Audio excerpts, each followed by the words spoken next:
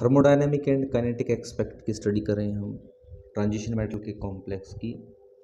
इस क्लास में स्टडी करेंगे overall stability constant that is beta and relation between step wise stability constant के and overall stability constant beta.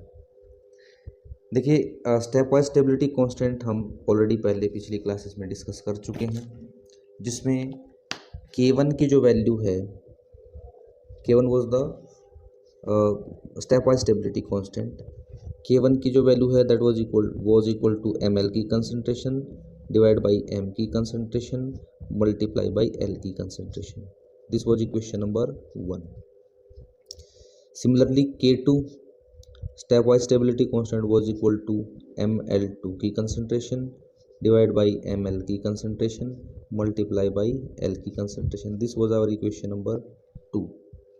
And K3 was equal to ml3 की concentration multiply by ml2 की concentration then multiply by l की concentration. This was equation number 3। इस class में हम बात करते हैं overall stability constant. K1, K2, K3 was step wise stability constant.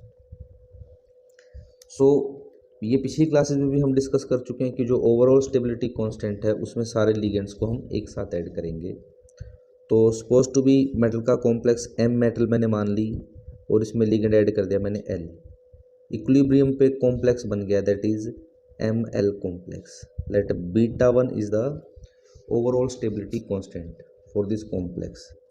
So beta 1 की वैल्यू किसके बराबर होगी? Beta 1 will become equal to ML की कंसंट्रेशन डिवाइडेड बाई M की कंसंट्रेशन मल्टीप्लाई बाई L की concentration. Suppose to be this is our equation number 4। Similarly metal में हम दो लिगेंड को एक साथ ऐड कर रहे हैं। इसमें पहले जो कॉम्प्लेक्स फॉर्मेशन हुई है उससे हमारा कोई लेना देना नहीं, तो दो लिगेंड को हमने एक साथ मेटल पे ऐड कर दिया। सो नया कॉम्प्लेक्स बन गया हमारा ML2। Let in this case the overall stability constant is beta 2। So overall stability constant beta 2 will be equal to ML2 की कंसंट्रेशन मल्टीप्लाई बाई M की concentration and multiply by L की concentration का square. This will become equation number 5। जो भी stoichiometric ratio होती है वही वो उसी कंसंट्रेशन टर्म की पावर बन जाती है। सिमिलरली अगर हम मेटल से फर्दर लिगेंड ऐड करना चाह रहे हैं, हम 3 लिगेंड ऐड कराना चाह रहे हैं मेटल से, सो 3 लिगेंड ऐड होंगे तो कॉम्प्लेक्स बन जाएगा ML3। In this case the overall stability constant will be beta 3।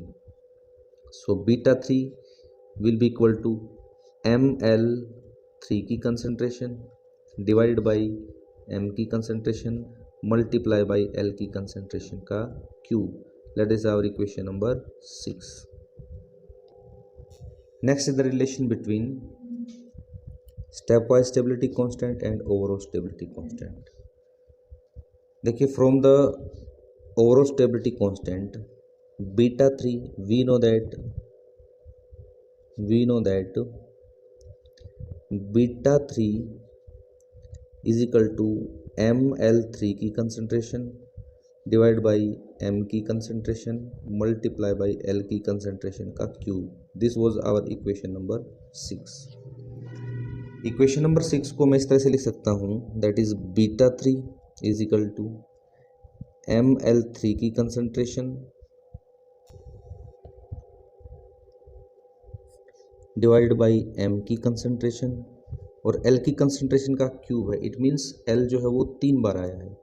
L की कंसंट्रेशन मल्टीप्लाई बाई L की कंसंट्रेशन मल्टीप्लाई बाई L की concentration. Suppose to be this our equation number 7। Equation number 7 को हम ML2 से, देखिए ML3 यहाँ आ गया, रह गया क्या ML2 और ML, तो multiplied and divided equation 7 by ML2 की कंसंट्रेशन एंड ML की कंसंट्रेशन। सो इक्वेशन नंबर 7 हम ले लेते हैं। इक्वेशन नंबर 7 में है beta 3 is equal to ML3 की कंसंट्रेशन डिवाइड बाई M की कंसंट्रेशन मल्टीप्लाई बाई L की कंसंट्रेशन, L की कंसंट्रेशन एंड L की कंसंट्रेशन। इस इक्वेशन को आपने किससे मल्टीप्लाई करना है? ML2 से, और डिवाइड भी किससे करना है? ML2 से। सिमिलरली मल्टीप्लाई करना है ML से और डिवाइड भी किससे करना है? ML की कंसंट्रेशन से। सो ये आपस में कैंसिल आउट हो जाएंगे, तो ओवरऑल चेंज क्या आएगा? 0।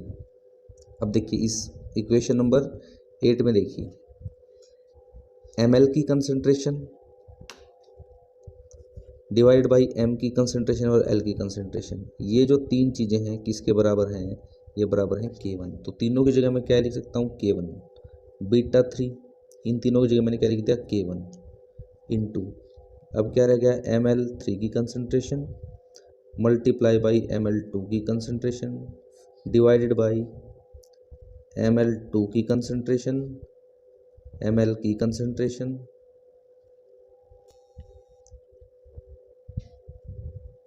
और 2 बार नीचे L की कंसंट्रेशन। अब देखिए नेक्स्ट क्या है? ML2 की कंसंट्रेशन डिवाइड बाई M की कंसंट्रेशन एंड L की कंसंट्रेशन। ये टर्म किसके बराबर है? This will become equal to K2। So in this case beta 3 will become equal to K1, और इस सारे की जगह क्या आ गया? K2। बाकी क्या बच गया? ML3 की कंसंट्रेशन डिवाइडेड बाई ML2 की कंसंट्रेशन मल्टीप्लाई बाई L की कंसंट्रेशन। ये पूरी टर्म किसके बराबर है? K3 के बराबर। So I can write beta 3 is equal to K1 into K2 into K3। इसी तरह से अगर हम यहाँ बीटा 4 लिखेंगे, 4 लिगेंड जोड़ रहे हैं, this will become equal to K1 into K2 into K3 into K4। और अगर मैं n नंबर ऑफ लिगेंड्स ले लेता हूँ beta n will become equal to K1 into K2 into K3 and so on into Kn तक चला जाएगा। Suppose to be this is our equation number 9। Equation number 9 को मैं लॉगरिथम से multiply कर देता हूँ दोनों साइड से। तो इक्वेशन नंबर 9 में लॉग से मल्टीप्लाई कर देता हूँ बीटा 3 को, और लॉग से ही मल्टीप्लाई कर देते हैं हम K1 into K2 into K3 को। तो log m इंटू n का फॉर्मूला होता है log m प्लस n। जो भी अंदर होगा ये सारे प्लस में आ जाएंगे और सबके आगे log आ जाएगा। So this will become log beta 3 equal to log K1 plus log K2 plus log K3। Similarly अगर मेटल से n लिगेंड जुड़े हों तो हम कह सकते हैं log beta n is equal to log K1 plus log K2 plus log K3 and finally हम लिख सकते हैं plus log Kn। log Kn, n means number of ligand which is going to attached with the metal। log beta n को study करने का फ़ायदा क्या है? log बीटा n को स्टडी करने का फ़ायदा ये है कि अगर हमें log बीटा n की वैल्यू पता हो और वो वैल्यू 8 से ज़्यादा आती हो किसी कॉम्प्लेक्स के लिए, तो हम कहेंगे the complex will be thermodynamically stable. If the value of log beta n is greater than 8, the complex will be thermodynamically stable.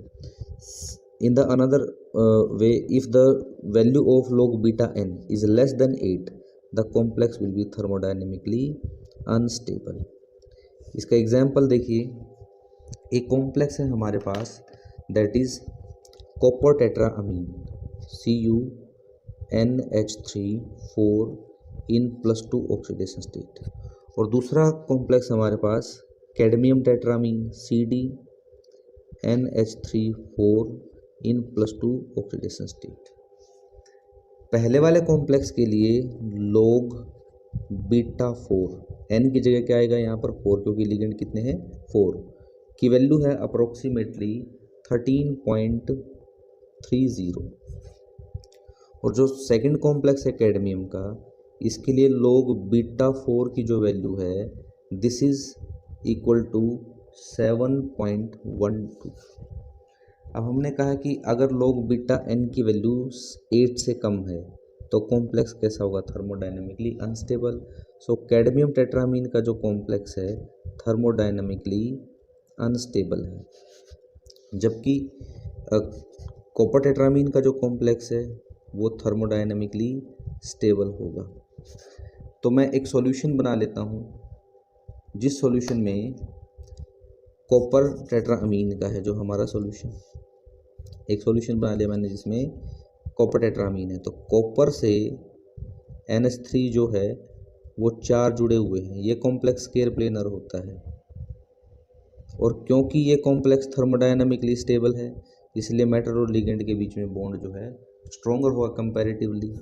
दूसरा कॉम्प्लेक्स का जो सॉल्यूशन है वो हम ले लेते हैं कैडमियम टेट्रामीन का। तो इसमें कैडमियम मेटल से भी NH3 लिगेंड 4 जुड़े होंगे, 4 NH3 लिगेंड विल अटैच। क्योंकि हमारा सेकंड कॉम्प्लेक्स जो है थर्मोडायनामिकली स्टेबल नहीं है, तो ये जो लिगेंड है और ये जो कैडमियम मेटल है इनके बीच में जो बॉन्ड की स्ट्रेंथ है बहुत ज़्यादा नहीं होगी। तो अगर मैं इस सॉल्यूशन में से H2S गैस को पास कराऊं, जैसे इस सॉल्यूशन में से मैं H2S गैस को पास कराऊंगा, H2S गैस में जो S2 नेगेटिव हैं वो जैसे ही सॉल्यूशन में से पास होंगे इस कैडमियम मेटल से अमोनिया लिगेंड को हटा देंगे, बिकॉज थर्मोडायनेमिकली स्टेबल नहीं है कॉम्प्लेक्स। और कैडमियम जो है वो H2S गैस के साथ रिएक्ट करके कैडमियम का सल्फाइड बना देगी और इस कॉम्प्लेक्स में येलो कलर के प्रेसिपिटेट बन जाएंगे of cadmium sulphide. First complex की अगर हम बात करें, क्योंकि थर्मोडायनेमिक स्टेबल कॉम्प्लेक्स है, मेटल लिगेंड के बीच जो बॉन्ड है कंपैरेटिवली स्ट्रॉन्गर है।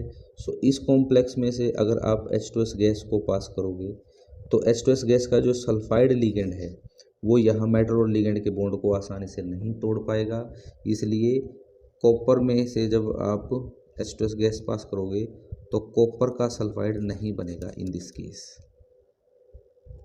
अगली क्लास में हम डिस्कस करेंगे kinetic aspect of the transition metal complex के बारे में। Thank you.